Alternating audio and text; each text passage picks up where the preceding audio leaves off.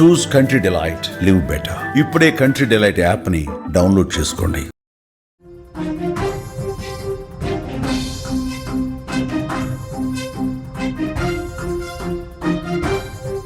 YCP నేత సత్తారు గోపి హత్యతో శ్రీకాకుళం ఒక్కసారిగా ఉలిక్కిపడింది.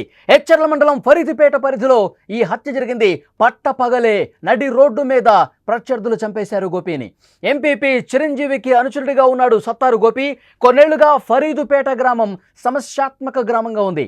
ఇప్పటికే 3 హత్యలు జరిగాయి. తాజాగా సత్తారు గోపి హత్యతో ఒక టెన్షన్ వాతావరణం అక్కడ కనిపిస్తోంది. పట్టపగలు నడి రోడ్డు, చుట్టూ వాహనాలు, పక్కనే జనాలు తిరుగుతున్నారు. కానీ ఇవేమీ పట్టించుకోకుండా ఓ వ్యక్తిని రాళ్ళు కర్రలతో కొట్టి చంపారు. అందరి ముందే రక్తపాతాన్ని సృష్టించారు. ఈ హత్య జరిగింది ఎక్కడో కాదు, నిత్యం ప్రశాంతంగా శాంతంగా ఉండే శ్రీకాకుళం జిల్లాలో ఎచ్చర్ల మండలం ఫరీదుపేట పరిధిలో శుక్రవారం మధ్యాహ్నం వైసీపీ నేత సత్తారు గోపిని రోడ్డుపై కొట్టి చంపేశారు. గోపి హత్య మొత్తం శ్రీకాకుళాన్ని ఉలిక్కిపడేలా చేసింది. సుమారు మధ్యాహ్నం 3 గంటల సమయంలో గోపి మరో వ్యక్తి కోటేశ్వరరావుతో కలిసి బైక్పై కొయ్యరాళ్లు కోడల నుంచి సర్వీస్ రోడ్లో ఎచ్చర్ల వైపు వెళ్తుండగా అదే రోడ్లో ఉన్న ప్రత్యర్థి వర్గానికి చెందినటువంటి వ్యక్తులు కాపు కాశారు. మూకుమ్మడిగా ఒక్కసారిగా పెద్ద పెద్ద రాళ్లతో దాడి చేశారు. అక్కడికక్కడే ప్రాణాలు కోల్పోయాడు. మృతుడు ఎంపీపీ మొదల వలస చిరంజీవికి గోపి అనుచరుడుగా ఉన్నాడు. మృతుడికి భార్య సుగుణ, ఒక కుమార్తె కూడా ఉన్నారు. మృతుడి భార్య సుగుణ గ్రామ ఉప సర్పంచ్గా ఉన్నారు. ఈ మృతుడు గతంలో జెడ్పీ ఉన్నత పాఠశాల విద్యా కమిటీ చైర్మన్గా కూడా పనిచేసినటువంటి పరిస్థితి ఉంది. గ్రామంలో ఒక టెన్షన్ వాతావరణం ప్రస్తుతం కనిపిస్తోంది. ఎంపీపీ చిరంజీవి వద్దకు వచ్చిన ఓ భార్యాభర్తల పంచాయతీయే ఈ హత్యకు కారణంగా తెలుస్తోంది. గ్రామంలో పోలీసు పికెట్ కొనసాగుతుండగానే ఈ హత్య జరగటానికి సంబంధించి కుటుంబ సభ్యులు, గ్రామస్తులు ఆందోళన వ్యక్తం చేస్తున్నారు. విజువల్స్లో మీరు చూస్తున్నారు. పోలీసుల భద్రత కూడా ఏర్పాటు చేశారు. జాతీయ రహదారి మీద బైఠాయించి ఈ గోపికి సంబంధించిన కుటుంబ సభ్యులు, ఎంపీపీ చిరంజీవి వీళ్ళందరూ కూడా ఆందోళన చేస్తూ ఉన్నారు. బాధ్యుల మీద కఠినంగా వ్యవహరించాలి, తక్షణం చర్యలు తీసుకోవాలంటూ వాళ్ళు డిమాండ్ చేస్తున్నటువంటి పరిస్థితి. రోడ్డు మీద బైఠాయించి తమ నిరసన వ్యక్తం చేయడంతో రాకపోకలకు ఇబ్బందికర పరిస్థితి ఏర్పడింది. ట్రాఫిక్ కొంతమేర అంతరాయం కలిగింది. డీఎస్పీ వివేకానంద వెంటనే అక్కడ ఆందోళన చేస్తున్న వాళ్లతో పరిశీలించారు, ఆందోళనకారులతో మాట్లాడారు. పరిస్థితిని సర్ది చెప్పి కొంత సానుకూలంగా శాంతియుతంగా పరిస్థితి తీసుకొచ్చే ప్రయత్నం చేశారు. హత్య జరిగిన వెంటనే పోలీసులు ఘటనా స్థలానికి చేరుకున్నారు. ఘటనా స్థలాన్ని ఎస్పీ కేవి మహేశ్వరరెడ్డి కూడా సందర్శించి పరిస్థితిని పరిశీలిస్తున్నటువంటి పరిస్థితి కనిపిస్తుంది. విజువల్స్లో మీరు చూస్తూ ఉన్నారు. ఫరీదుపేట కొన్నేళ్లుగా ఇది ఒక సమస్యాత్మక ప్రాంతంగా ఉంది. గతంలో చాలా హత్యలు ఈ గ్రామంలో జరిగాయి. మండల పరిషత్ ఉపాధ్యక్షుడు కోటిపాత్రుని పోలినాయుడు, మొదల వలస రాంబాబు, కోనప్రసాద్ హత్యకు గురయ్యారు. టీడీపీ నేత ఇక్కడ కొత్తకోట అమ్మినాయుడిపై కూడా గతంలో హత్యాయత్నం జరిగింది. ప్రస్తుతం గోపి హత్యతో గ్రామంలో ఒక ఉత్కంఠ పరిస్థితి నెలకొన్న పరిస్థితి మనం చూస్తున్నాం. స్క్రీన్ మీద విజువల్స్లో చూడొచ్చు. పెద్ద ఎత్తున పోలీసులు మోహరించారు. పోలీసులు ఎక్కడికక్కడ అక్కడ పికెట్ నిర్వహిస్తున్నారు. గ్రామంలో మళ్ళీ సమస్య తలెత్తకుండా ఉండేందుకు పెద్ద ఎత్తున బలగాలను కూడా మోహరించి అక్కడ పూర్తిగా ఆ పరిస్థితిని చక్కదిద్దే పరిస్థితి చూస్తూ ఉన్నాం. విజువల్స్లో మనం చూడొచ్చు. ఫరీదుపేట గ్రామంలో ఒక టెన్షన్ వాతావరణం కనిపిస్తుంది. ఎప్పుడు ఏం జరుగుతుందో తెలియని సిచ్యువేషన్ మనం చూస్తూ ఉన్నాం. పెద్ద ఎత్తున అక్కడ పోలీసు బలగాల్ని మోహరించి సమస్యను కంట్రోల్ చేసే విధంగా ప్రయత్నం చేస్తూ ఉన్నారు. కానీ ఎప్పుడు ఏం జరుగుతుందో తెలియని పరిస్థితి కనిపిస్తుంది. ఫరీదుపేటలో బాధిత కుటుంబ సభ్యులు ఆందోళన చేస్తూ ఉన్నారు. ఇది పూర్తిగా ప్రత్యర్థి వర్గం ఎవరైతే ఉన్నారో వాళ్ళ మీద మీరు చర్యలు తీసుకోవాల్సిందే. గ్రామంలో 2 భార్యాభర్తలకు సంబంధించి ఒక సమస్యను పరిష్కరించే దాంట్లో భాగంగా చాలా యాక్టివ్గా ఉన్నారు. అయితే సమస్యను వీళ్ళు పెద్దది చేస్తూ ఉన్నారు, సమస్యను మరింత జటిలం చేస్తూ ఉన్నారు. ఈ భార్యాభర్తల గొడవలను మరింత డీప్గా ఆ సమస్యను ఇంకా ఎక్కువ చేసినటువంటి పరిస్థితి. ఇది రాజకీయ రంగు కూడా పులుముకున్నటువంటి పరిస్థితి ఉన్న కారణంగానే ఈ దారుణ హత్య జరిగిందని చెప్పి వీళ్ళు ఆరోపిస్తూ ఉన్నారు. చిరంజీవి అక్కడ ఉన్నటువంటి ఇంకా మిగతా వైఎస్ఆర్ కాంగ్రెస్ పార్టీ నాయకులు రోడ్డు మీద బైఠాయించి ఆందోళన తీవ్రతరం చేశారు. పట్టపగలు నడి రోడ్డు, చుట్టూ అక్కడ వాహనాలు ఉన్నాయి, జనాలు తిరుగుతున్నారు. కానీ ఇవేమీ పట్టించుకోకుండా పెద్ద ఎత్తున అక్కడ ప్రత్యర్థి వర్గం కాపు కాసి మరి కర్రలతో దాడి చేశారు. అందరి ముందే ఈ రక్తపాతాన్ని సృష్టించారు. వాళ్ళు ఎటువైపు వస్తున్నారు, ఏ రోడ్లో వస్తున్నారు? సత్తారు గోపి, కోటేశ్వరరావు వీళ్ళందరూ కూడా ద్విచక్ర వాహనం మీద ఎచ్చర్ల వైపు వస్తూ ఉంటే, సర్వీస్ రోడ్డు మీద వస్తూ ఉంటే అంతకుముందే కాపు కాసి ఉన్నారు. అరగంట నుంచి వెయిట్ చేస్తూ ఉన్నారు. ఎప్పుడెప్పుడు వీళ్ళు వస్తారా, ఎప్పుడెప్పుడు వీళ్ళని కాపు కాసి కొడదామని చెప్పి వెయిట్ చేస్తూ ఉన్నారు. ఒక్కసారిగా వాళ్ళు ఆ రోడ్డు మీదకి వచ్చిన తర్వాత అప్పటికే కాపు కాసి ఉన్న వాళ్ళు ఇంతింత పెద్ద పెద్ద బండరాళ్ళు, ఇటుకరాళ్ళు చేత పట్టుకుని, కర్రలు పట్టుకుని, బడిసెలు పట్టుకుని వెయిట్ చేస్తూ ఉన్నారు. ఒక్కసారిగా వాళ్ళ మీద దాడి చేశారు. సత్తారు గోపిని ఆ రాళ్లతో కొట్టి కొట్టి తల మీద బాది కొట్టేశారు. స్పాట్లోనే సత్తారు గోపి చనిపోయిన పరిస్థితుంది.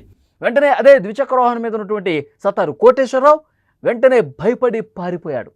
ఈ ఘటనను ప్రత్యక్షంగా చూసి భయపడి కోటేశ్వరరావు పారిపోయాడు. ఆయన ఏమన్నాడు ఒక్కసారి విందాం. ఈ పోలినట్ కాంప్లెక్స్ దగ్గర సీసీ రోడ్ వర్క్ అవుతాం. అక్కడ అవుతుంటే మేము భోజనం టైం 1 గంటకి భోజనంకి ఇంటికి వెళ్ళాం. భోజనం చేసుకుని మళ్ళీ 2:30 అయింది, 2:20 నిమిషాలు అయింది బయలుదేరి ఇక్కడికి వచ్చేటప్పటికి ఇక్కడే ఉన్నారు సార్. మీకు ఇక్కడ ఈ రోడ్డు దాటి ఇక్కడికి వచ్చాము. ఇక్కడికి వస్తారు, ఇక్కడ ఉన్న వ్యక్తులు అక్కడ వరకు వచ్చి ఆపి ఫిల్ట్ పట్టుకొని కొంతను అని చెప్పేసి అనమాట ఫిల్ట్ పట్టుకొని కొట్టం మొదలెట్టారు సార్. ఆపినా కూడా ఆగట్లేదు, ఆగకుండా కొడతాండ్రు. మీ ఇద్దరం బండి మీద కింద పడిపోయినాం సైడ్కి. మా ఇద్దరు కాళ్ళ మీద బండి ఉంది, అయినప్పుడు కూడా తోసుకొని లెగిసి ఆపినా కూడా ఈ కింద పడిపోయిన గోపికి ముఖం మీద గట్టి తంతాండ్రు, కర్రలతో గట్టి కొడతాండ్రు. ఆపినా కూడా ఆపలేదు. ఆపకపోతే నన్ను అందరు కూడా పట్టుకొని గట్టి కొట్టేసి నా ఫోన్ తీసుకొని నన్ను అక్కడ వరకు మెడపట్టి బయటకు గంటేసినా కూడా మళ్ళీ వచ్చాను. నా ఫోన్ ఎవడైతే తీసుకుంటే అదే ఫోన్ లాక్కొని మళ్ళీ వచ్చాను. వచ్చి ఆపిన కూడా మళ్ళీ కూడా నన్ను కొట్టి తీసుకెళ్ళి ఇలా కవర్ అంతవరకు అక్కడ వదిలేశారు. నేను అక్కడ నుంచి సరే నేను ఒక్కడి వల్ల ఆవడలేదు కదని చెప్పేసి మా వాళ్ళకి ఫోన్ చేయడం కోసం అలాగ నా ఫోన్ తీసుకొని అలాగ వెళ్ళి మా వాళ్ళందరికి ఇన్ఫర్మేషన్ ఇచ్చాను సార్. మేము వచ్చేటప్పటికి ఇక్కడ బాడీ లేసి ఇలాగా వెనక్కి తీసుకెళ్ళి వెనక కొట్టి పడేశారు సార్. ఆ రక్తం మరుగులో ఉన్నారు. మళ్ళీ రిటర్న్లో మేము వచ్చేటప్పటికి కరెక్ట్ 2:30 సార్. అదే అతను చాలా స్పష్టంగా చెప్తున్నాడు దాడి ఏ విధంగా జరగదు. తన్ను కూడా చొక్కా పట్టుకొని ఇట్లా లాగి కొట్టి దూరంగా పడేశారు. అలాగే నా ఫోన్ కూడా తీసుకున్నారు, నన్ను ఇటువైపు రానివ్వలేదు. తర్వాత మా వాళ్ళకి ఫోన్ చేశాను. సరిగ్గా 2:30 3 గంటల ప్రాంతంలో ఈ దారుణమైనటువంటి ఘటన జరిగింది. కక్షపూరితంగా పెద్ద రాళ్ళు కర్రలతో దాడి చేసి ఆ రోడ్డు మీద పడిపోయినటువంటి వ్యక్తిని ఇటు పక్కకి లాక్కెళ్ళి గోడ వెనక్కి తీసుకెళ్ళి కర్రలతో కొట్టి రాళ్లతో పెద్ద బండరాళ్లతో తల మీద కొట్టి ఛిద్రం చేసి దారుణంగా చంపేశారు అంటూ అతను చెప్తున్నటువంటి పరిస్థితుంది. పోలీసులు దీని మీద కేసు నమోదు చేశారు. ఎవరైతే దాడికి పాల్పడ్డారో వాళ్ళ కోసం వెతుకుతూ ఉన్నారు. ప్రస్తుతం వాళ్ళు పరారీలో ఉన్నట్టుగా తెలుస్తుంది. కొంతమంది వాళ్ళని పట్టుకునే విధంగా ప్రయత్నాలు చేస్తూ ఉన్నారు. గాలింపు కొనసాగుతుంది. మరోవైపు ఉద్రిక్తతలు చెలరేగకుండా ఫరీదుపేట గ్రామంలో ఏ సమయంలో ఏం జరుగుతుందో ఒక భయపూరితమైనటువంటి వాతావరణం అక్కడ కనిపిస్తోంది. కొంతమంది పోలీసుల్ని బయట నుంచి తీసుకొచ్చారు. అలాగే బలగాలను కూడా మోహరించారు. ఫరీదుపేట ఒక సమస్యాత్మకమైనటువంటి గ్రామంగా కొన్నేళ్లుగా ఉంది. ఎందుకంటే అంతకు ముందే 3 హత్యలు జరిగినాయి. రాజకీయ పరమైనటువంటి అక్కడ ఈ రాజకీయ ప్రేరేపిత హత్యలు గతంలో కూడా జరిగినటువంటి పరిస్థితి ఉంది. ఇప్పుడు ఈ హత్యలో చనిపోయినటువంటి వ్యక్తి సత్తారు గోపి వైఎస్ఆర్ కాంగ్రెస్ పార్టీకి సంబంధించి ఆ గ్రామంలో చాలా యాక్టివ్గా ఉంటారు. ఎవరైతే ఎంపీపీ చిరంజీవి ఉన్నాడో అతనికి ప్రధాన అనుచరుడుగా ఉన్నాడు. గత కొన్నాళ్లుగా వైసీపీ అధికారంలో ఉన్నప్పుడు కూడా ఇష్టారాజ్యంగా ప్రవర్తించాడు అని చెప్పి అక్కడ ఉన్నటువంటి వాళ్ళు కొంతమంది ఆరోపిస్తున్నటువంటి పరిస్థితి ఉంది. సో ఈ నేపథ్యంలో ఇది ఒక రాజకీయ హత్యగా అక్కడ కొంతమంది చెప్తా ఉన్నారు. కానీ ఏదేమైనప్పటికీ నడి రోడ్డు మీద మిట్ట మధ్యాహ్నం 2:30 సమయంలో ఇంత దారుణంగా రాళ్లతో కొట్టి చంపిన విషయానికి సంబంధించి పెద్ద ఎత్తున ఉద్రిక్త పరిస్థితులు ఏర్పడుతున్నాయి. వాళ్ళ మీద చర్యలు తీసుకోవాల్సిందే. ఎవరైతే ఈ దారుణానికి పాల్పడ్డారో, దీనికి కారణం ఎవరైతే ఉన్నారో వాళ్ళ మీద చాలా కఠినంగా వ్యవహరించాల్సిన అవసరం ఉందని చెప్పి ఈ హత్యకు నిరసనగా సత్తారు గోపి కుటుంబ సభ్యులు, చిరంజీవి, ఇంకొంతమంది అందరూ కూడా రోడ్డు మీద బైఠాయించి పెద్ద ఎత్తున ఆందోళన చేస్తున్నారు. పోలీసులు ఏమన్నారు ఒక్కసారి చూద్దాం.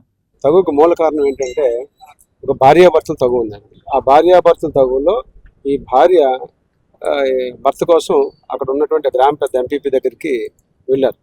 వెళ్తే ఎవరైతే భర్త ఉన్నాడో ఆ ఎంపీపీ గారి దగ్గర ఇంట్లో పనిచేస్తారు. వాళ్ళు దానికోసం పంచాయతీ పెట్టి ఆ పంచాయతీలో తగు అంతా కూడా చెప్పారు. ఆమెకు ఆ తగు నచ్చలేదు. చెప్పకపోతే నా భర్తను మీరు నాకు పంపించండి అని ఆమె అడుగుతాను.